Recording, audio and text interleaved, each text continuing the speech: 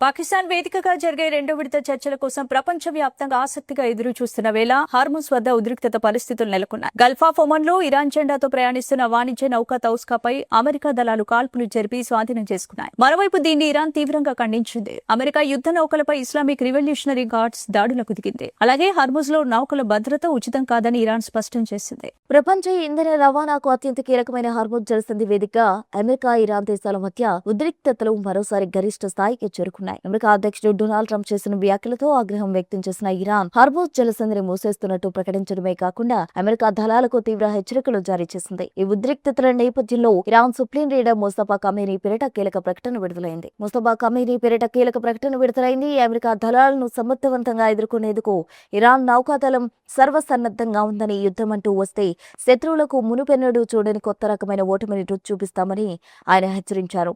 Iran, America మధ్య సయోధ్య కుదురుతుందని భావిస్తున్న తరుణంలోనే పరిస్థితులు మళ్లీ మొదటికొచ్చాయి. తొలుత హార్ముజ్ జలసంధిని తెరుస్తున్నట్టు ప్రకటించిన ఇరాన్ కేవలం 24 గంటలు గడవకముందే తిరిగి మూసేస్తున్నట్టు ప్రకటించడంతో ప్రపంచ మార్కెట్లో చమురు ధరలపై ఆందోళన మొదలైంది. రేపు పాకిస్తాన్ రాజధాని ఇస్లామాబాద్ లో ఇరు దేశాల ప్రతినిధుల మధ్య కీలక చర్చలు జరగాల్సి ఉంది. ఈ చర్చల ద్వారా ఉద్రిక్తతలు తగ్గుతాయా లేదా యుద్ధం వైపు దారితీస్తాయా అన్నది ఇప్పుడు ప్రపంచ వ్యాప్తంగా చర్చనీయాంశమైంది. హార్ముజ్ జలసంధిని తెరిచే విషయంలో ప్రతిష్టంభన కొనసాగుతున్న నేపథ్యంలో ఇరాన్తో చర్చల పునరుద్ధరణకు అమెరికా అధ్యక్షుడు డొనాల్డ్ ట్రంప్ సుముఖత వ్యక్తం చేయగా ఇరాన్ తిరస్కరించింది. బెదిరింపులతో చర్చలు సాధ్యం కాదని తెగేసి చెప్పింది. ఇరాన్తో రెండో దఫా చర్చల కోసం తమ ప్రతినిధులు నేడు పాకిస్తాన్ కు వెళ్తారని ట్రంప్ ఆదివారం సోషల్ మీడియా వేదికగా ప్రకటించారు. అయితే ట్రంప్ చర్చల ప్రకటన చేయకముందే పాకిస్తాన్ ప్రభుత్వం ఇస్లామాబాద్ లో భద్రతను అసాధారణంగా పెంచింది. ట్రంప్ చర్చల ప్రతిపాదనను ఇరాన్ తిరస్కరించింది. ఒకవైపు దాడులు చేస్తామని బెదిరిస్తూ బలవంతంగా చర్చలకు రావాలని అనడం చిన్నపిల్లల చేష్టల్లా ఉందని ఇరాన్ 1వ ఉపాధ్యక్షుడు మొహమ్మద్ రజా ఆరిఫ్ విమర్శించారు. చర్చలకు తమ దేశ ప్రతినిధులు ఎవరూ వెళ్లడం లేదని Iran Islamic republic news agency ప్రకటించింది. అమెరికా డిమాండ్లు అలవి కాకుండా ఉన్నాయని